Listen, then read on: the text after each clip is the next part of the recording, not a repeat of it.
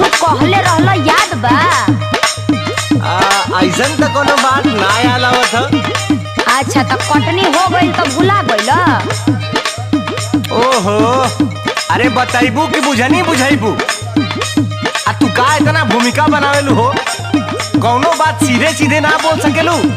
एक तो इतना टेंशन कपार पे खुदे है, ऊपर से लगाबू तू ऐठे। हाँ हाँ, हमरा भी टेंशने न बुझाई।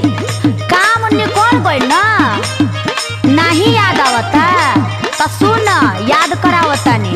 हाँ हाँ बताओ तो तनी। खाली फुसिलाई के करबला कटनिया हो, खाली फुसिलाई के करबला कटनिया हो, कहि के दियोला ना झोलनिया ना।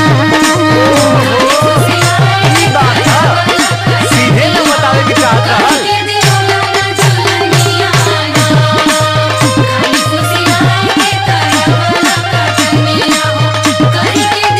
याद आइल लो? अरे पागल, उ तो हमरा यादे बा, लेकिन कुछ दिक्कत बा। अरे सबर का फल मीठा होला, आ तहरो के मिली सबर का फल, आज ना त कल। हाँ तो सबरे नु करतानी। धनवा के